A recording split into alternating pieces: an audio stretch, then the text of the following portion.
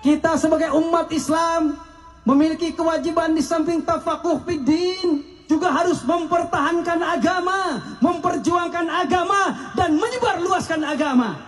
Dalam rangka menyebarluaskan agama, dalam rangka mempertahankan agama, tidak satu sektor saja. Para kiai berjuang di madrasah, dari panggung ke panggung dia berbicara tentang agama.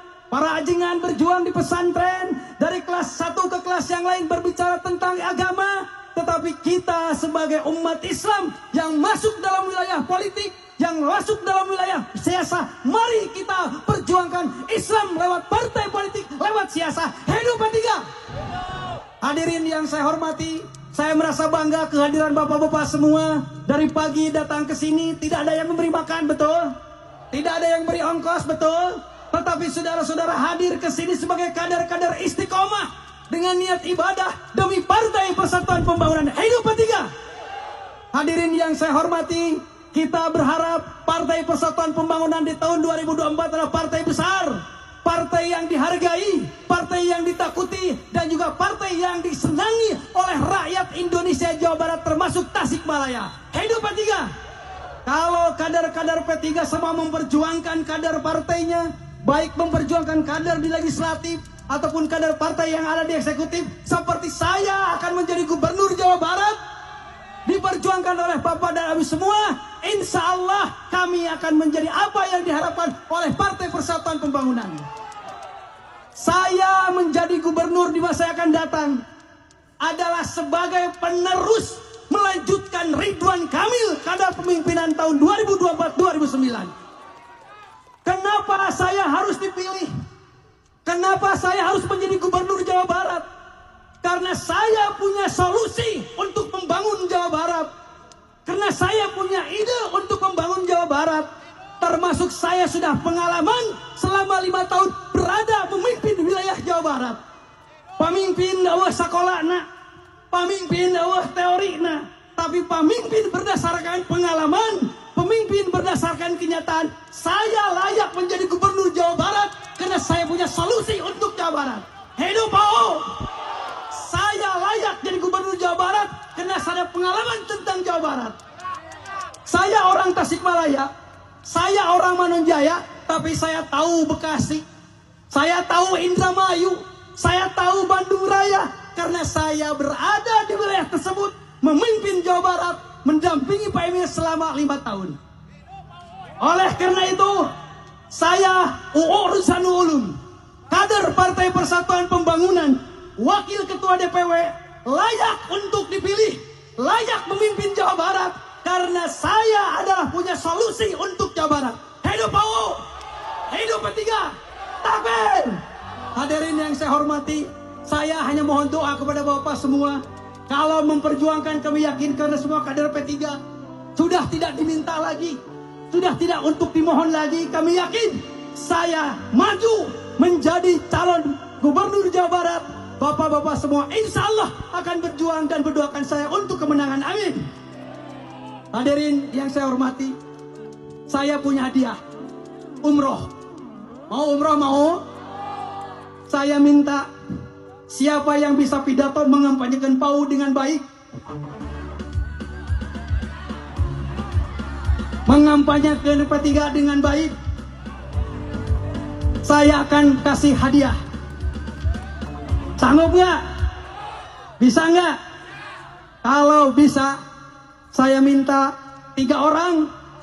Dari yang 3 orang saya akan lihat dan dinilai siapa yang layak mendapatkan hadiah umroh dari PAU sebagai doa dan silaturahmi untuk menjemput kemenangan Gubernur 2024. PAU layak jadi gubernur? Kenapa layak? Karena punya solusi untuk PAU layak jadi gubernur. Kenapa layak? Karena PAU sudah pengalaman memimpin Jawa Barat. Betul? Saya tidak menjelek-jelekkan calon lain dakwah dan ayah ini nama. Pokoknya mah calon gubernur 2024 hiji wakil ketua DPW P3 sahangarana. Yang kedua calon gubernur Jawa Barat adalah wakil gubernur Kang Emil sahangarana. Yang ketiga, calon gubernur Jawa Barat 2004 adalah Incu Ajengan Hoer. Sangarana. Calon gubernur yang akan datang tahun 2004 dan akan menang adalah mantan Bupati Tasikmalaya. Sangarana. Dibulak-balik. Baca harap, baca tukang. Deui hidup doa Mas Joko. Doa Mas Joko. Hidup tadi diberi mik dibeakeun lah.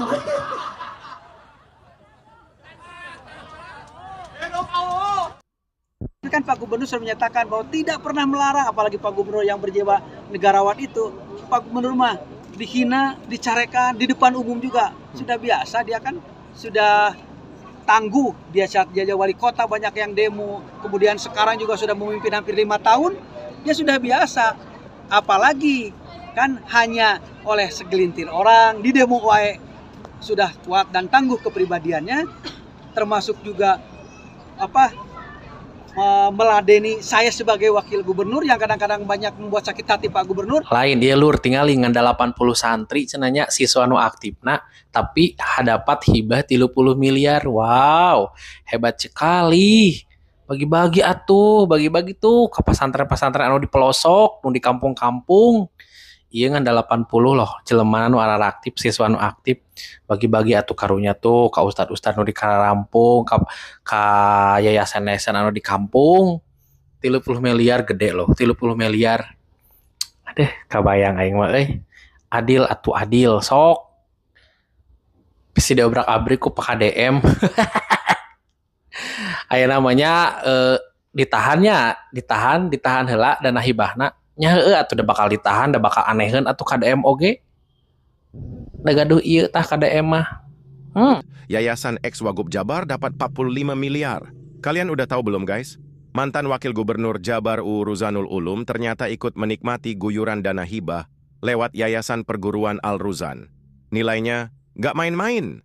Di tahun 2021, yayasan ini dapat dana hibah sebesar 10 miliar, kemudian pada 2023 dapat lagi 30 miliar dari Biro Kesrasetda Jabar, plus 2,5 miliar untuk Pondok Pesantren Al-Ruzan.